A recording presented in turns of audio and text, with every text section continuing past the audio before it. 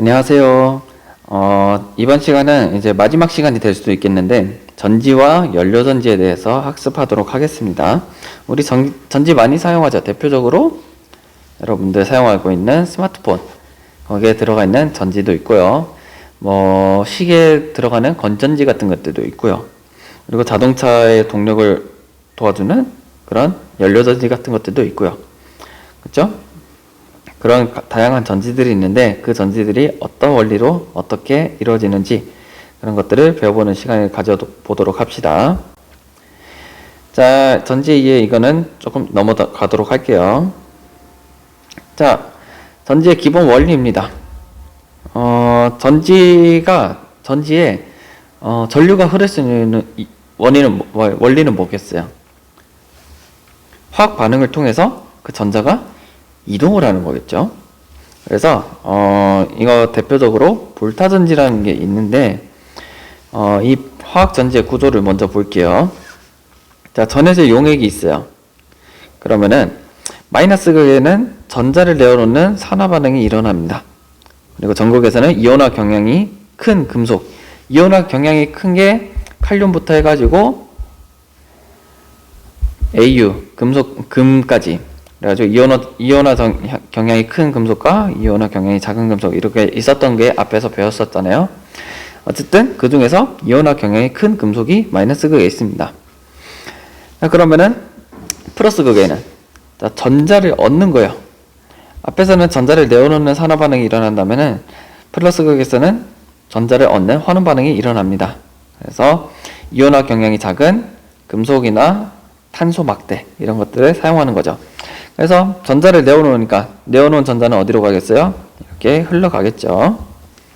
그래서 이쪽 플러스 극에서 얻어가지고 그렇게 전해질 용액을 통해서 또 이렇게 이동을 하면은 그렇게 전기가 흐르게 되는 거겠죠. 그것이 전지의 원리입니다. 자, 대표적으로 볼타전지가 있어요. 이 볼타전지 되게 중요하니까 같이 봅시다. 볼타전지는 여기 있어요.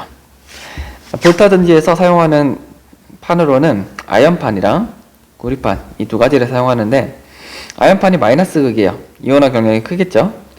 그래서 아연판에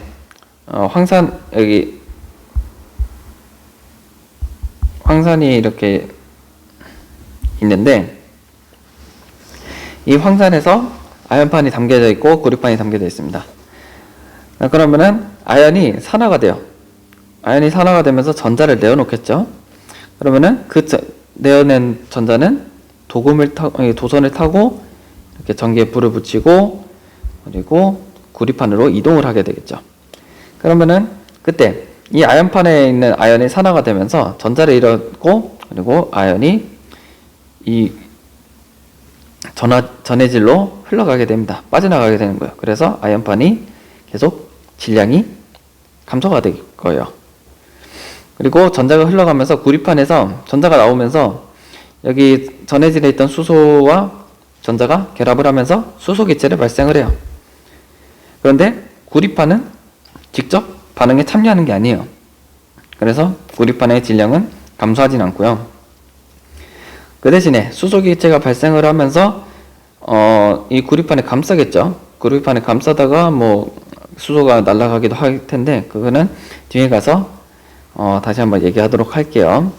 자, 그래서 반면 구리판에서는 전자를 얻어 환원됨으로 수소기체가 발생을 하는데, 이때 전해에게는 SO4와 평형을 유지하던 수소가 감소합니다. 왜요? 기체가 돼서 날아가니까요. 그 대신에 아연이 빠져나왔죠. 그래서 이 아연이 그 평형 역할을 대신을 하게 됩니다. 그래서 이 전체 반응 정도만 알아두세요. 이 전체 반응 되게 중요합니다. 그래서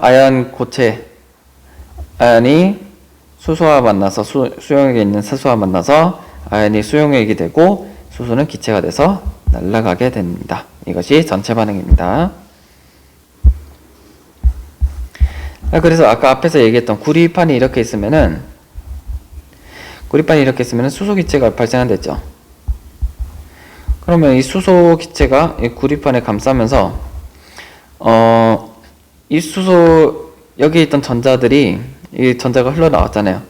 이 전자가 다시 수소와 결합해가지고 수소기체를 만들어내는데 방해가 돼요. 그래서 전압이 급격하게 떨어지는 현상이 일어나는데 그거를 분극 현상이라고 합니다. 중요해요. 분극 현상이라고 합니다. 왜? 수소기체가 구리판을 감싸서 수소가 전자를 받는 것을 방해를 하는 것, 그것을 분극 현상이라고 합니다. 알겠죠? 그래서 사용되는 물질이 감극제입니다.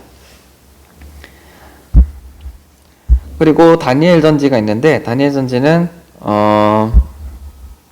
크게 중요하지는 않으니까 불타 전지 정도만 알고 넘어가도록 할게요. 자, 전지의 종류와 특징입니다. 전지의 종류는 1차 전지와 2차 전지가 있고, 그리고 맨 뒤에 있는 연료 전지가 있습니다. 그래서 연료 전지는 뒤에 가서 언급을 할 거니까 1차 전지와 2차 전지가 이렇게 있다는 거 알아두시고 넘어갈게요. 그래서 1차 전지, 우리가 흔히 건전지 많이 사용하죠? AA, AAA, 뭐 트리플 A라든지 그런 건전지가 있죠? 그런 것들이 사용하는 게 망가니즈 건전지입니다. 그래서 망가니즈 건전지인데 전지의 구성, 이런 것만 보는 방법만 알려줄게요. 이렇게 건전지가 구성이 되어 있다고 보면 돼요. 건전지에 보면 플러스가 있고 마이너스가 있죠. 그러면은 그 플러스극과 마이너스극 사이에 이런 물질들이 이렇게 배열이 되어 있다 생각을 하면 됩니다. 아시겠죠? 그래서 망가니즈 건전지는 이런 느낌으로 생겼다 라고 간단하게 알고 넘어갈게요. 그리고 알칼리 건전지도 있고요. 그리고 수은 전지도 있습니다. 2차 전지로는 대표적으로 납축 전지가 있는데, 이 납축 전지는 자동차 같은데 많이 사용이 돼요. 자동차의 시동을 위한 전력. 그래서 뭐 자동차가 뭐 방전이 되고 그러면은 뭐 점프선 연결해가지고 하잖아요.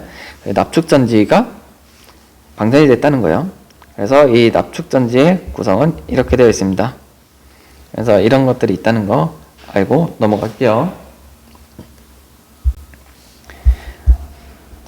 자, 납축 전지는 이런 식의 구조가 되어 있고요. 그리고 니켈 카드뮴 전지가 있는데, 이거는 고출력이 필요한 철도 및 군사용으로 지금도 이용이 되고 있습니다. 그리고 리튬 전지, 이거는 되게 익숙하죠? 왜? 우리가 사용하는 노트북이나 스마트폰 이런 데 사용되는 대표적인 전지 중에 하나이기 때문이에요. 그래서 아주 폭넓게 사용이 되고 있습니다. 왜? 가볍고 고전압을 발생시키기 때문이죠. 그래서 스마트폰이 계속 작아질 수 있었던 게 그 이유입니다. 그래서 이런 것들이 있다는 것만 알고 넘어가고요. 마지막 연료전지 하면은 모든 진도는 끝이 납니다.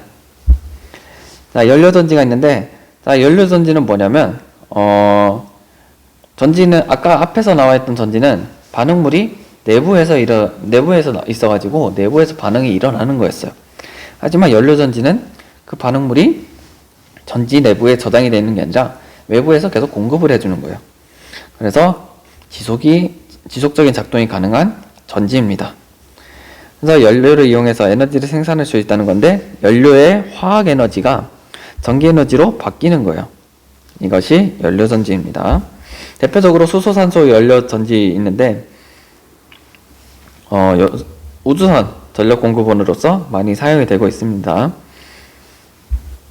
그래서 반응식을 볼게요. 반응식을 보면은 뭐가 있어요? 수소, 수산화, 물, 이 세 개가 다예요. 그래서 이 전지에서 반응 생성물이 결국에는 최종적으로 물이 생성이 되죠. 그래서 환경오염 물질을 배출하지 않는 친환경 전지인 겁니다. 알겠죠? 이거 중요하니까 넘어갈게요. 자, 특히 연료전지가 전기를 생산하는 과정에서 70-80% 정도에 이르는 높은 효율이에요. 그런 높은 에너지 효율을 갖는 장점이 있지만, 그 대신에 장치가 너무 크고 비싸요. 그것이 단점입니다. 그래서 전체 반응은 이런 느낌이니까 이런 반응이구나 라는 것만 알고 넘어갈게요. 그래서 모든 진도는 여기까지 됐고요. 다음 시간에는 최종적으로 선생님이 문제들을 좀 퀴즈를 내가지고 내용 정리를 하는 시간을 가져보도록 할게요. 그럼 이번 시간은 여기까지 하겠습니다. 수고하셨습니다.